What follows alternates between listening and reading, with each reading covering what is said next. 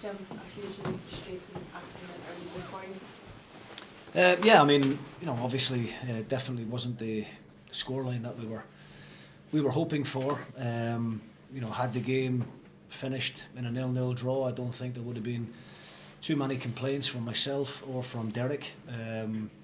We had one or two half chances. I actually thought we got into more dangerous areas than Kilmarnock over the piece, but just lacked a little bit of quality in the final third with that final ball. Really unlucky at 0-0. Sam Dalby has a header that comes off the crossbar. But the real frustration for us is the manner of the goal that we concede. I've watched it now numerous times from lots of different angles, and I can't understand how the guys in the VAR studio don't rule that one out, or at least ask the referee to come and view the monitor.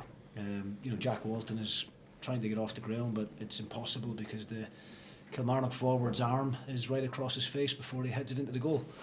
Very similar, I would say, to the one at Fir Park a few weeks ago when Motherwell scored, but it was ruled out for a foul on Butland at the time, and I think that's the bit that annoys us all, is that we're looking for that bit of consistency across the board, and that for me, that goal shouldn't have stood. Have you had explanations from the referee as to why? No, because I don't think the referees had a chance to see it back yet either. I think, as I said, the guys in the VAR studio can see it from all angles, and I just don't understand how that's not ruled out. I don't think there would have been too many complaints from Kilmarnock either had it been chalked off. It's a foul as far as we're concerned, and it's makes it even harder to accept because it's cost us points. I take it Jack's in there adamant that he was fouled. Yeah, well, we've seen it back. It's a foul. Those types of free kicks on goalkeepers get given, every week up and down the country. I am quite old school when it comes to goalkeepers. I do think they're overprotected at times, but I don't think there's a great deal Jack Walton can do in that situation. He's got his eyes on the ball. He's just about to jump and try and catch it, and the right arm of the Kilmarnock forward comes across his face, and then the Killie player gets the head on the ball. So. As I said, it's consistency. We've seen goals like that chalked out over the season.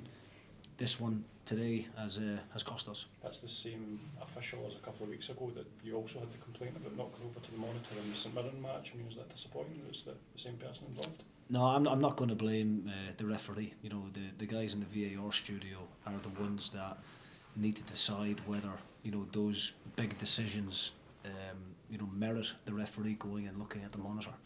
I always believe that the referee should have the final say, especially in those types of decisions that are game-changing decisions. I always believe the referee should get the opportunity to go and look at it, and then if he gives it, then fair enough.